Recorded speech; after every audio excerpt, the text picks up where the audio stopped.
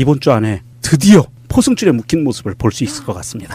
수천만 원씩 현찰이 빠져나갔는데 그 돈이 어디로 갔는지 의문이라고 합니다. 여러분 도곡당이 어떠다고요? BBK가 어떠가요? 새빨간 거짓말입니다 여러분. 이명박이 앞으로 처벌받게 될 기소될 정말 수백 건 중에 정말 발톱에 때만 하는 거예요. 남은 시간 동안 맛있는 거 많이 챙겨 먹어야겠네요. 그런 이야기 있었죠. 주말 동안에도 테니스 치었다고. 예, 그 테니스 치면서 2년 후에 보게 될 거라고 이야기를 했다고 알려졌죠. 예. 네. 뭐지?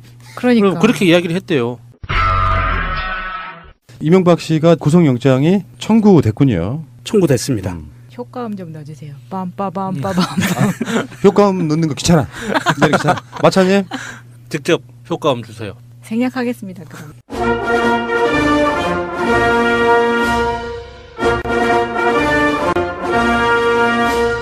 주말 동안 법리를 다 완성을 하고요. 기승전결 다 완성을 하고 그리고 법원에서도 더 이상 이것에 대해서 논란이 일어날 여지를 다 빼버린 상태로 완벽하게 맞추어서 오늘 구속영장 청구를 했을 거고요. 모든 법학자들이 대부분 이 구속영장이 발부된다는데 지금 무게를 싣고 있어요. 그렇기 때문에 이번 주 안에 드디어 포승줄에 묶인 모습을 볼 수 있을 것 같습니다. 특정범죄 가중처벌법상의 뇌물, 이게 제일 크고, 특정범죄 가중처벌법상의 횡령, 직권남용 권리행사 방해, 대통령 기록물법 위반, 이렇게 혐의가 구속영장 청구의 이유인데요. 가중처벌된다는 게 진짜로 중요하거든요. 가중처벌되는 거. 보통 일반인들의 범죄보다 훨씬 더 중하게 다루는 범죄 중에 하나가 공무원 3급 이상이거나 강요를 했거나 뭐 이런 여러 가지, 대통령이기 때문에 더 처벌받는 부분도 있고요. 대표적으로 그냥 폭력 사건 있잖아요. 네. 가중처벌법이 이렇게 이해하시면 좋아요. 내가 야수님을 그냥 때리면 그냥 법의 적용을 받는데 단체로 때렸거나 무기를 들었거나 이런 것들을 하면 가중처벌됩니다. 그리고 절대 잊지 말아야 할 게 푸나님이 말씀하시는 그 범죄들은 이명박이 앞으로 처벌받게 될 기소될 정말 수백 건 중에 정말 발톱에 때만 하는 거예요. 이제 시작인 거죠. 구속영장을 신청한 이 범죄만 가지고 처벌하는 게 절대 아니라는 걸 잊어서는 안 됩니다. 그러니까 그거는 진짜 바둑용어 아다리가 딱 맞습니다. 했다고 말할 수도 없고 안 했다고 말할 수도 없는데 어차피 안 했다고 하면 구속영장 청구의 가장 중요한 요건이 돼버려요. 예. 증거를 확실하게 갖고 있는데 법원 내에서도 마찬가지거든요. 구속영장을 청구하면서 청구의 이유를 이렇게 여러 가지 쓸 거 아니에요. 핵심으로 요약해서 예, 판사가 예, 봤을 예. 때. 이런 증거는 확실한데 피의자는 아니라고 이야기를 하고 있어요. 아니라고 말하는 사람은 필연적으로 그 아니라는 걸 증명하기 위해서 밖에서 뭔 일인가를 해요. 그러니까 이명박이 딱 구속되는 순간에 아마도 모르긴 해도 한꺼번에 쏟아질 가능성이 높아요. 일단 갇히는 순간에. 이명박 비리에 빅뱅이 오는 거예요. 영장이 청구돼가지고 나오기까지 시간이 좀 걸리겠죠? 오늘 영장이 청구됐으니까 법원에는 이것도 신속하게 영장을 심사를 해야 될 의무가 있어요. 책무가. 그래서 이번 주 안으로는 가부로의 그 판단을 끝낼 것 같습니다. 박근혜 같은 경우는 6일 뒤에 나왔고요. 그러니까 영장 청구한 지 6일 뒤에 구속영장이 발부가 됐고, 노태우 같은 경우는 15일 뒤에 나오기도 했다 그래요. 그 당시에는. 지금하고 좀 많이 달라졌겠죠. 네. 이명박 씨는 오늘이 월요일이니까 최소한 일주일 안에 논현동 자택을 떠나서 무상급식을 먹게 되는 그 상황이 놓일 것 같습니다. 남은 시간 동안 맛있는 거 많이 챙겨 먹어야겠네요. 그런 이야기 있었죠. 주말 동안에도 테니스 치었다고. 예. 그 테니스 치면서 2년 후에 보게 될 거라고 이야기를 했다고 알려졌죠. 예. 네. 뭐지? 그러니까. 그렇게 이야기를 했대요. 관리에 따라서 자기가 2년 정도면은 사면돼서 나올 거다라는 자신감의 발로인데 택도 없는 소리죠. 문재인 대통령은 절대 그런 일을 할 일이 없습니다. 새빨간 거짓말이에요. 난 그렇게 삶을 살아오지 않았습니다. 지난 주말을 겪으면서 여론을 계속 봤을 거라고 보고 금요일 날 새벽 5시에 구속되는 걸로 저는 믿고 있습니다. 역사에 큰 획을 또 하나 긋는 그런 주가 될 것 같습니다. 기대가 크고요. 검찰 출석하는 날도 엄청 떠는 게 눈에 보이더라고요. 떨고 있다는 게 보여요. 대통령을 지냈지만 현재 대통령이라는 권력도 아니고 일개 개인이란 말이에요. 법적으로 보호받는 거는 전직 대통령이기 때문에 경호실에서 경호해 주는 것뿐이에요. 이명박이라고 하는 그 일개 개인인데 이 사람이 만약 여러분들은 그런 멘탈이 만들어지기 힘들겠지만 대통령이었다고 쳐봐요. 날마다 이명박의 비리가 터져 나와요. 방송만 틀면 본인 입장에서는 엄청나게 떨고 있을 거 아니에요. 그 떨고 있는 가운데 검찰에 출석해서 사실상 다 내가 한 게 아니다. 10만 달러 제외하고는 뭐 그런 식으로 했던 상황인데 지금도 언론에서 나오는 보도 중에 저는 3분의 2는 검찰이 적당하게 언론에 어레인지해 준 거라고 봅니다. 그런 것들이 다 조사 대상중 중에 하나였다는 거죠. 그중에 지금 최근에 나왔던 게 1차적으로 이 이야기는 나왔었어요. 뭐 작전명, 뭐 데이비드슨 연어 이런 건데 그게 사실상 검찰에 의해서 확인되는 과정 중에 하나인 것 같아요. 그중에 제일 분노한 게 국정원 대북 공작비 이걸로 바다 이야기를 그렇게 캐고 다녔대요. 2012년 4월 총선이면은 박근혜 정권이 그 해에 12월 달에 대선에서 박근혜가 당선되는 바로 그런 시기인데 그 전에 4월 달에 총선이 있었죠.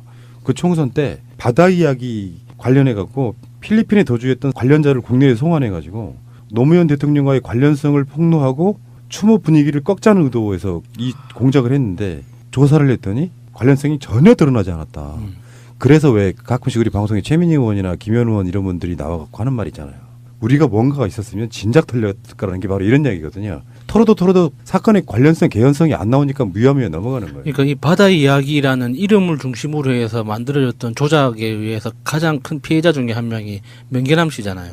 정말 아무런 관련도 없는데 명계남 씨가 그 중간 다리 역할을 했다라는 그 모함으로 정말 영화계에서도 거의 캐스팅이 어려워졌고 실제 여러 가지 사회생활에 지장을 많이 받았고 지금도 힘들게 지낸다고 하잖아요.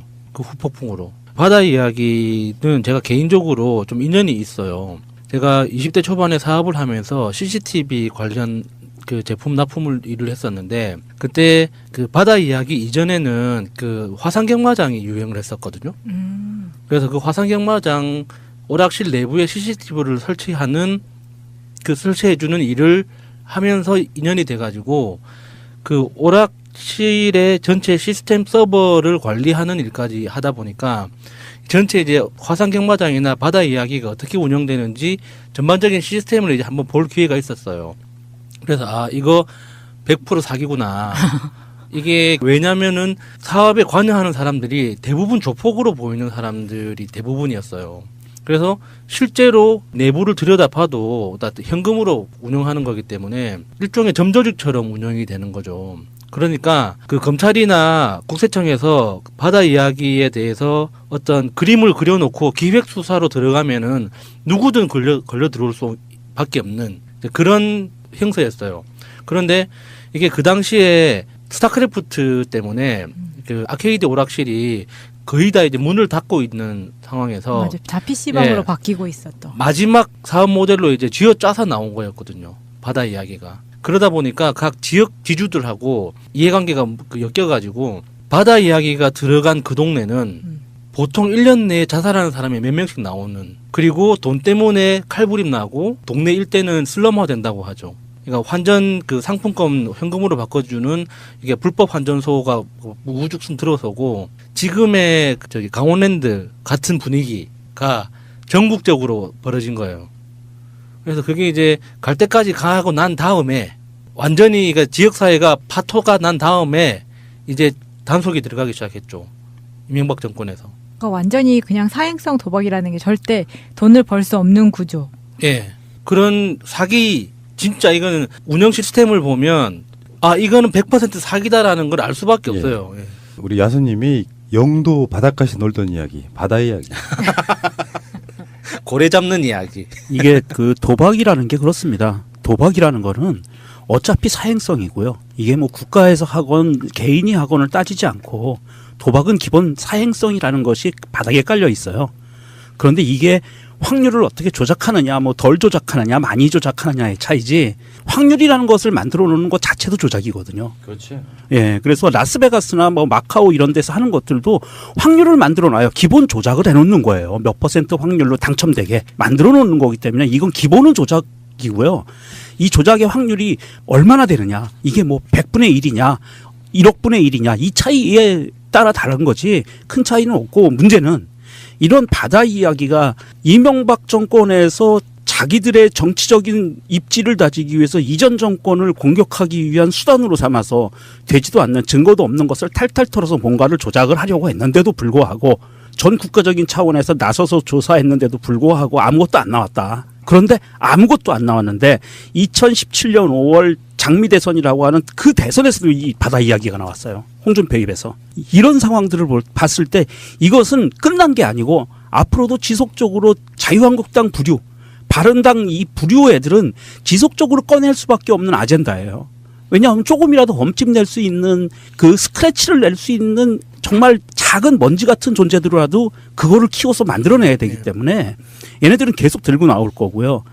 이거는 이제 그 이 바다 이야기나 기타 등등 이런 걸로 들고 나오는 거에 대해서 우리가 그냥 대범하게 넘어갈 시기는 이제는 지났다고 봐요. 이거는 철저하게 앞으로 계속 이런 이야기가 나오면 법대로 처벌하고 이거는 그냥 넘어가서는 안 된다고 봅니다, 이제는.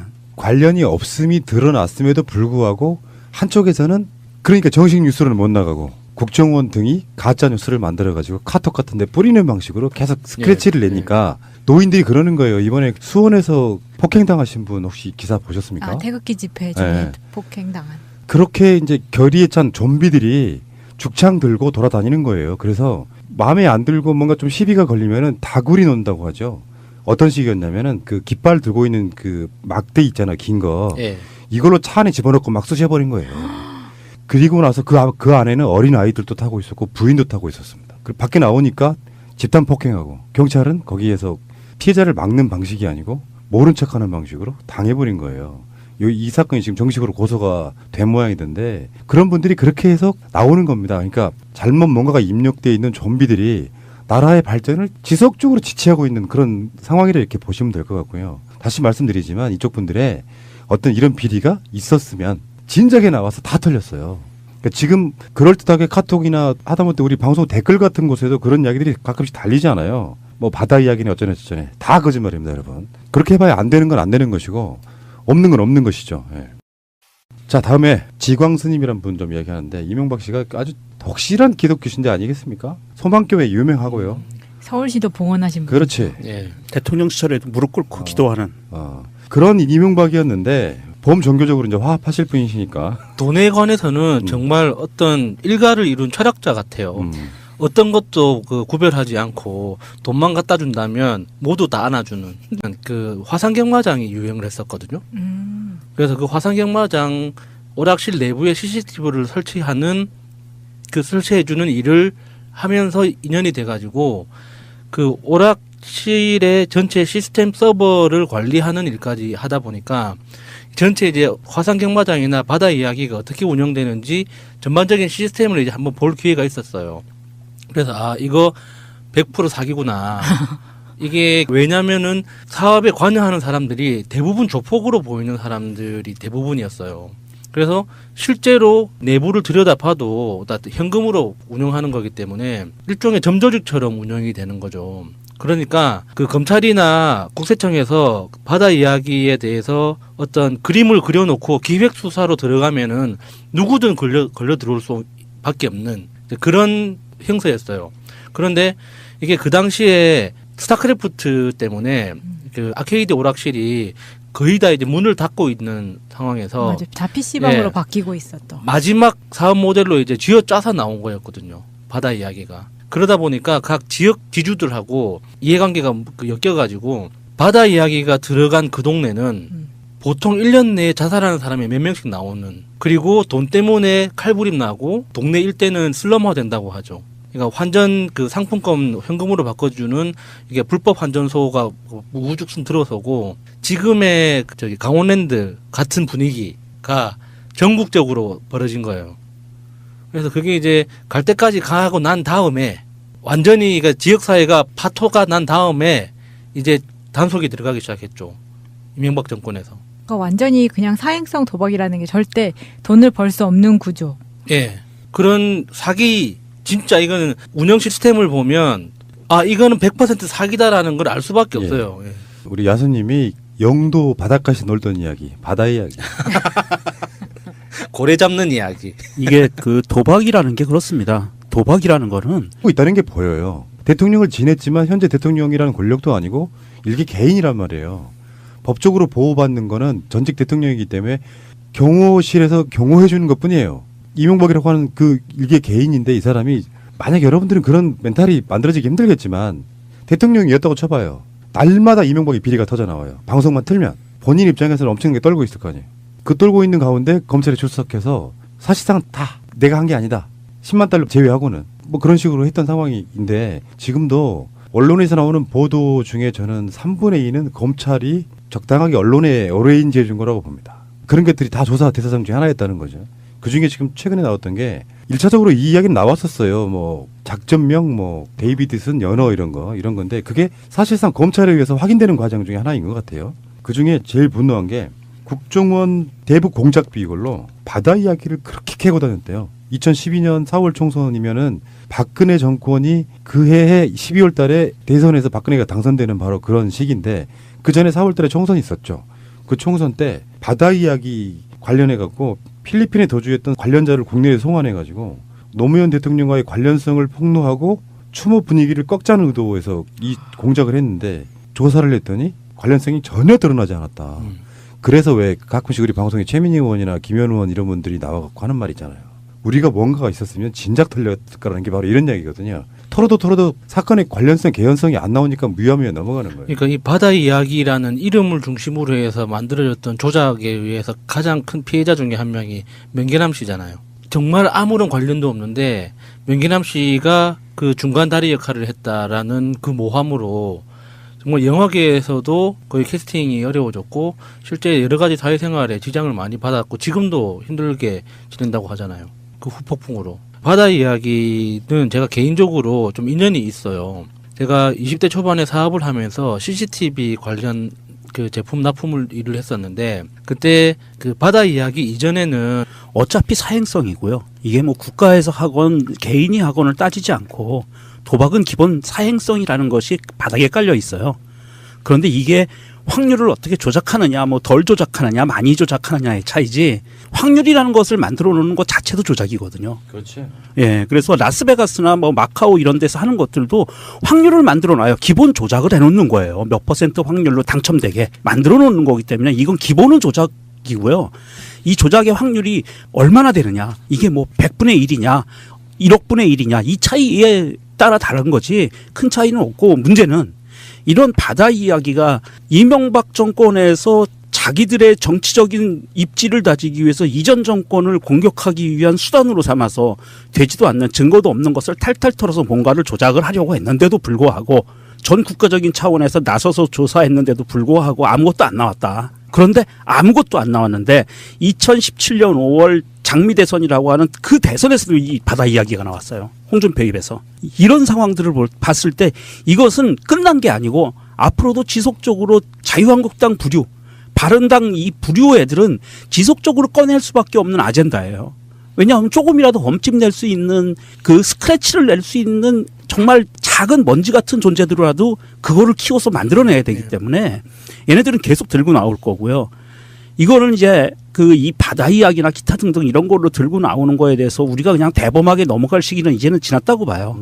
이거는 철저하게 앞으로 계속 이런 이야기가 나오면 법대로 처벌을 하고 이거는 그냥 넘어가서는 안 된다고 봅니다, 이제는. 관련이 없음이 드러났음에도 불구하고 한쪽에서는 그러니까 정식 뉴스로는 못 나가고 국정원 등이 가짜 뉴스를 만들어가지고 카톡 같은 데 뿌리는 방식으로 계속 스크래치를 내니까 노인들이 그러는 거예요. 이번에 수원에서 폭행당하신 분 혹시 기사 보셨습니까? 아, 태극기 집회 중에 네. 폭행당한. 그렇게 이제 결의에 찬 좀비들이 죽창 들고 돌아다니는 거예요. 그래서 마음에 안 들고 뭔가 좀 시비가 걸리면은 다구리 논다고 하죠. 이게 푸나님이 말씀하시는 그 범죄들은 이명박이 앞으로 처벌받게 될 기소될 정말 수백 건 중에 정말 발톱에 때만 하는 거예요. 이제 시작인 거죠. 구속영장을 신청한 이 범죄만 가지고 처벌하는 게 절대 아니라는 걸 잊어서는 안 됩니다. 그러니까 그거는 진짜 바둑영어 아다리가 딱 맞습니다. 했다고 말할 수도 없고 안 했다고 말할 수도 없는데 어차피 안 했다고 하면 구속영장 청구의 가장 중요한 요건이 돼버려요. 예. 증거를 확실하게 갖고 있는데 법원 내에서도 마찬가지거든요. 구속영장을 청구하면서 청구의 이유를 이렇게 여러 가지 쓸 거 아니에요. 핵심으로 요약해서 판사가 봤을 때. 이런 증거는 확실한데 피의자는 아니라고 이야기를 하고 있어요. 아니라고 말하는 사람은 필연적으로 그 아니라는 걸 증명하기 위해서 밖에서 뭔 일인가를 해요. 그러니까 이명박이 딱 구속되는 순간에 아마도 모르긴 해도 한꺼번에 쏟아질 가능성이 높아요. 일단 갇히는 순간에. 이명박 비리의 빅뱅이 오는 거예요. 영장이 청구돼가지고 나오기까지 시간이 좀 걸리겠죠? 오늘 영장이 청구됐으니까 법원에는 이것도 신속하게 영장을 심사를 해야 될 의무가 있어요. 책무가. 그래서 이번 주 안으로는 가부의 그 판단을 끝낼 것 같습니다. 박근혜 같은 경우는 6일 뒤에 나왔고요. 그러니까 영장 청구한 지 6일 뒤에 구속영장이 발부가 됐고, 노태우 같은 경우는 15일 뒤에 나오기도 했다 그래요. 그 당시에는. 지금하고 좀 많이 달라졌겠죠. 네. 이명박 씨는 오늘이 월요일이니까 최소한 일주일 안에 논현동 자택을 떠나서 무상급식을 먹게 되는 그 상황에 놓일 것 같습니다. 남은 시간 동안 맛있는 거 많이 챙겨 먹어야겠네요. 그런 이야기 있었죠. 주말 동안에도 테니스 치었다고. 예. 그 테니스 치면서 2년 후에 보게 될 거라고 이야기를 했다고 알려졌죠. 예. 네. 뭐지? 그러니까. 그렇게 이야기를 했대요. 관리에 따라서 자기가 2년 정도면은 사면돼서 나올 거다라는 자신감의 발로인데 택도 없는 소리죠. 문재인 대통령은 절대 그런 일을 할 일이 없습니다. 새빨간 거짓말이에요. 난 그렇게 삶을 살아오지 않았습니다. 지난 주말을 겪으면서 여론을 계속 봤을 거라고 보고 금요일 날 새벽 5시에 구속되는 걸로 저는 믿고 있습니다. 역사에 큰 획을 또 하나 긋는 그런 주가 될 것 같습니다. 기대가 크고요. 검찰 출석하는 날도 엄청 떠는 게 눈에 보이더라고요. 떨고 이번 주 안에 드디어 포승줄에 묶인 모습을 볼 수 있을 것 같습니다. 수천만 원씩 현찰이 빠져나갔는데 그 돈이 어디로 갔는지 의문이라고 합니다. 뭐 여러분, 뭐 도곡당이 어떠다고요? BBK가 어떠가요? 새빨간 거짓말입니다, 여러분. 이명박이 앞으로 처벌받게 될 기소될 정말 수백 건 중에 정말 발톱에 때만 하는 거예요. 남은 시간 동안 맛있는 거 많이 챙겨 먹어야겠네요. 그런 이야기 있었죠. 주말 동안에도 테니스 치었다고. 예. 그 테니스 치면서 2년 후에 보게 될 거라고 이야기를 했다고 알려졌죠. 예. 네. 뭐지?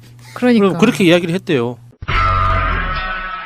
이명박 씨가 구속영장이 청구됐군요. 청구됐습니다.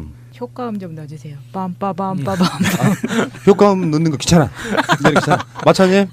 직접 효과음 주세요. 생략하겠습니다. 그럼.